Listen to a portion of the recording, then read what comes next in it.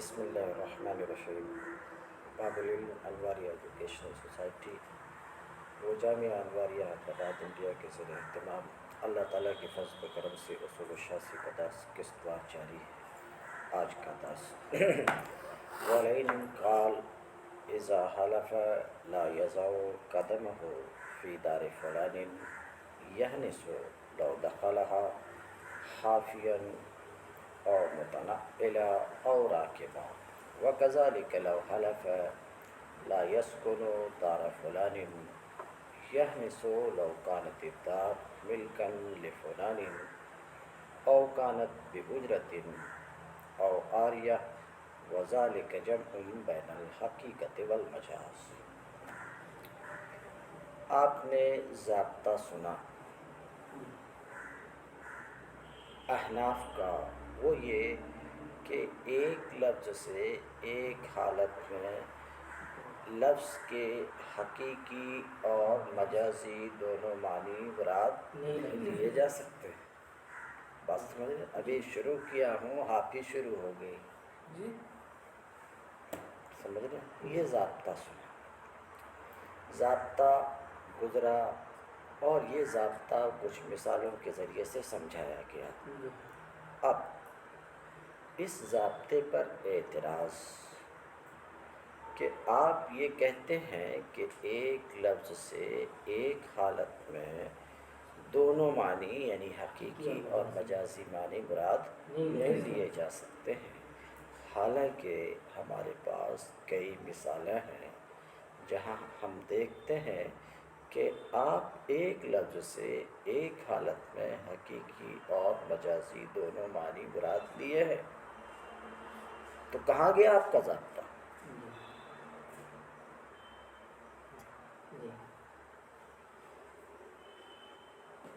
یہ اعتراض سمجھ گئے؟ اعتراض کیا ہے؟ آپ کا ضابطہ کوئی ضابطہ نہیں ہے، آپ کا قانون کوئی قانون نہیں ہے، کیونکہ آپ کی بات سے ہی آپ کا قانون ٹوٹتا ہوا نظر آتا ہے، ایک جگہ نہیں کئی جگہ۔ مثلا آپ کہتے ہیں کہ اگر ایک شخص نے ایسا کہا لا اضع قدمی فی دار فلاں، ایک آدمی نے کیا کہا؟ لا اضع قدمی فی دار فلاں، ترجمہ میں نہیں رکھوں گا اپنا قدم فلاں کے گھر میں۔ ایک آدمی نے ایسا کہا، سمجھ رہے؟ قسم کے ساتھ کہا، واللہ اللہ کی قسم میں اپنا قدم فلاں کے گھر میں نہیں رکھوں گا، ایسا بولا۔ تو بولا کیا؟ لا اضع قدمی۔ اب وضع قدم، قدم کے معنی پاؤں، سمجھ رہے ہو پلو؟ وضع قدم کا معنی کیا ہے؟ تو وضع قدم لغت میں حقیقت ہے ننگے پاؤں کسی کے گھر میں جانے میں، ننگے پاؤں داخل ہونے میں۔ تو اس کا حقیقی معنی ہے ننگا پاؤں، سمجھ رہے؟ ننگا پاؤں، سمجھ رہے؟ گھر میں قدم رکھنا، گھر میں قدم رکھنا یہ حقیقت ہے۔ کس میں؟ اس کا معنی حقیقی کیا ہے؟ ننگا پاؤں داخل ہونا، ننگا پاؤں، سمجھ رہے؟ یہ اس کی حقیقت ہے، اس کی حقیقت ہے۔ اور اس کا معنی مجازی کیا ہے؟ جوتا چپل پہن کر داخل ہونا یا سوار ہو کر داخل ہونا، یہ اس کا معنی مجازی۔ ٹھیک ہے، اتنی بات سمجھ گئے؟ تو معترض کہتا ہے کہ ایک آدمی نے قسم کھائی، واللہ لا اضع قدمی فی دار فلاں، تو آپ یہ کہتے ہو، معترض کہتا آپ یہ کہتے ہو کہ آپ کے نزدیک ہی وہ اس گھر میں جیسے بھی داخل ہو، ننگے پاؤں آئے، سوار ہو کر کے آئے، جوتا چپل پہن کر کے جیسے بھی داخل ہو حانس ہو جائے گا، آپ یہ کہتے ہو۔ آپ کے یہ کہنے کا مطلب یہ ہے کہ آپ نے حقیقت و مجاز کو جمع کر دیا. بس میں ایک ہی لفظ ایک قدم کا لفظ ہے، اس لفظ سے اس کا حقیقی معنی ننگے پاؤں داخل ہونا، اس کا معنی مجازی جوتا چپل پہن کر داخل ہونا، دونوں آپ نے مراد دیا. وہی طور کہ آپ کہتے ہیں جیسے بھی گھر میں داخل ہو حانس ہو جائے گا، بس میں نے اس کی قسم ٹوٹ جائے گی. آپ یہ کہتے ہو تو یہ کیا جمع بین الحقیقت والمجاز نہیں ہے؟ سمجھ رہے ہو؟ سمجھ گئے؟ اتنی بات سمجھ گئے؟ اچھا، ایک بات ختم ہو کر کے، ایک آدمی نے یوں قسم کھائی، اللہ کی قسم میں فلاں کے گھر میں نہیں رہوں گا، فلاں کے گھر میں سن رہے ہو؟ اچھا، اب فلاں کا گھر دار و فلاں، تو دار کی اضافت فلاں کی طرف، فلاں کی جگہ زید سمجھ لو تھوڑی دیر کے لیے اپنے دماغ میں، ٹھیک ہے؟ تو دار کی اضافت کس کی طرف ہے؟ زید کی طرف، فلاں کی طرف ہے. یہاں جو دار کی اضافت ہے یہ اضافت مل کے لیے ہے. کس کے لیے؟ مل کے لیے. تو مطلب یہ ہے کہ فلاں کا گھر، پاؤں پیچھے کرو ذرا، اب کرسی پر بٹھایا ہوں تو پاؤں بالکل اوپر نہیں اٹھا دو. تو فلاں کا گھر، فلاں کا گھر اضافت ہے نا. تو فلاں کا گھر، اس کا ایک حقیقی معنی ہے، اس کا ایک مجازی معنی ہے. حقیقی معنی فلاں کا مملوکہ گھر، یعنی فلاں کا گھر جو اس کی ملک ہے. اور مجازی معنی کرائے کا گھر، فری میں دیا ہوا گھر، رہنے کے لیے کسی نے فری میں دے دیا، فری میں دے دیا ہے تو بھی فلاں کا گھر ہے. کرائے پر دیا ہے کسی نے اور اس میں رہ رہا ہے تو بھی فلاں کا گھر ہے، مگر یہ مجازی معنی ہے. ٹھیک ہے؟ اتنی سی بات آپ سمجھ گئے؟ اتنی سی بات سمجھ گئے؟ تو اب میں فلاں کے گھر میں نہیں رہوں گا، فلاں کے گھر کا ایک حقیقی معنی بھی ہے دار مملوکہ، مجازی معنی بھی ہے. بات سمجھ رہے ہیں کہ نہیں؟ عاریت کا گھر، اجارے کا گھر، فری میں منگنی میں دیا ہوا گھر، کرائے پر لیا ہوا گھر. بول پلو برابر ہے؟ تو حقیقی مجازی معنی دونوں ہے کہ نہیں؟ اب معترض کہتا ہے کہ آپ کیا کہتے ہو کہ اگر کسی نے ایسی قسم کھائی کہ میں فلاں کے گھر میں، وہ بات تو ختم ہو چکی ہے، نہیں رہوں گا، فلاں کے گھر میں نہیں رہوں گا. تو آپ یہ کہتے ہیں کہ اگر وہ قسم کھانے والا فلاں کے گھر میں رہے، وہ فلاں کا گھر چاہے مملوکہ ہو، چاہے عاریت کا ہو، چاہے اجارے کا ہو، باہر صورت حانس ہو جائے گا. تو آپ کا یہ کہنا یہ تو جمع بین الحقیقت والمجاز ہے نا. حالانکہ آپ کہتے ہو ایک لفظ سے ایک حالت میں اس کا حقیقی اور مجازی معنی مراد. تو یہ کیا ہے؟ معترض کہتا ہے یہ کیا ہے؟ اتنا سمجھ گئے؟ اتنا سمجھ گئے؟ جواب تو ہم بعد میں دیں گے. ایک جملے میں عمومی مجاز ہے. بولا نا کیا ہے؟ عمومی مجاز ہے. یہ جمع بین الحقیقت والمجاز نہیں ہے. اب کہو گے عمومی مجاز کیا ہے؟ لفظ سے اس کا معنی مجازی یعنی غیر موصول ہو، ایسا معنی مراد لینا جس کے لیے لفظ وضع نہیں کیا گیا. لفظ سے اس کا معنی ایسا معنی مجازی مراد لیا جانا کہ حقیقت بھی اس کا ایک فرد ہو. کسی بھی لفظ سے اس کا ایسا معنی مجازی مراد لیا جانا کہ حقیقت بھی اس کا فرد ہو، یہ ہے عموم مجاز. بات سمجھ رہے؟ اب سنو اس کے سوال کا جواب. پہلے سوال کا جواب کیا کہا تھا؟ فلاں کے گھر میں قدم نہیں رکھوں گا. یہاں جمع بین الحقیقت والمجاز نہیں ہے. ہمارا جو مذہب ہے اس میں جمع بین الحقیقت والمجاز نہیں. مذہب وہی جس کو میں بتا چکا ہوں کہ جس صورت میں بھی جائے گا حانس ہو جائے گا. یہاں جمع بین الحقیقت والمجاز نہیں ہے بلکہ عموم مجاز ہے. عموم مجاز بہی طور کہ وضع قدم وضع قدم سے یہاں عموم مجاز مراد، عموم مجاز کیا؟ داخل ہونا، کیا؟ داخل ہونا، ذرا بات سمجھو. تو وضع قدم، قدم رکھنا، داخل ہونا، عدم وضع قدم داخل نہ ہونا.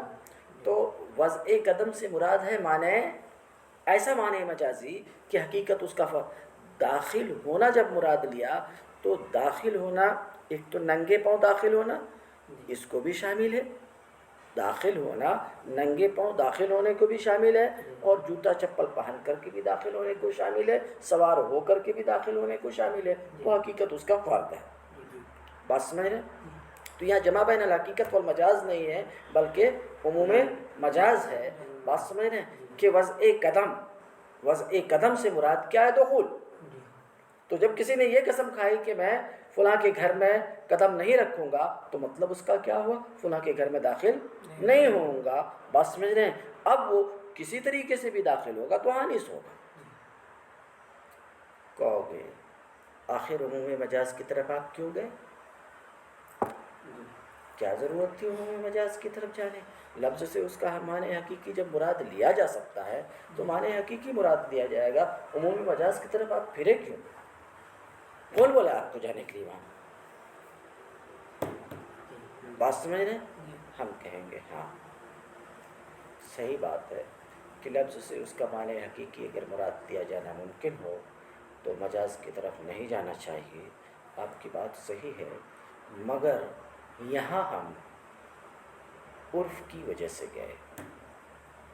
کس کی وجہ سے؟ عرف. کیا عرف کی وجہ سے؟ ذرا بات سمجھو، یہ سمجھ لو دھیان سے. عرف کی وجہ سے گئے کہ عرف عام میں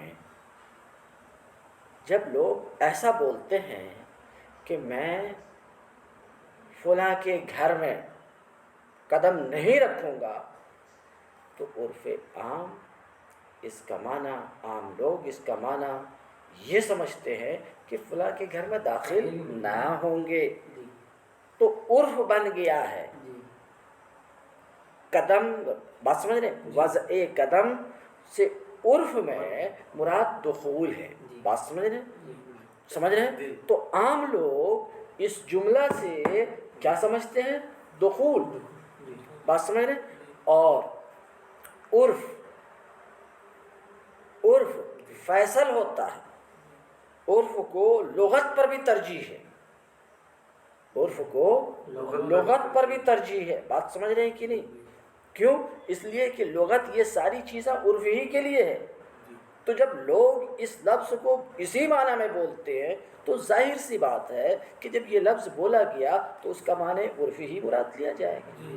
اور عرف میں اس کا معنی کیا ہے؟ دخول ہے.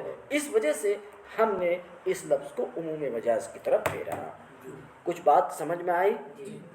تو اعتراض یہی تھا کہ آپ تو کہتے ہو کہ حقیقت و مجاز کے درمیان جمع جائز نہیں ہے، مگر ہم کئی مثالیں، کئی مواقع دیکھتے ہیں جہاں آپ نے حقیقت و مجاز کے درمیان جمع کیا ہے. جواب آپ کو دیکھنے میں سمجھ رہے ہیں غلطی ہوئی ہے. حقیقت و مجاز کے درمیان جمع نہیں ہے بلکہ کوئی اور صورت ہے.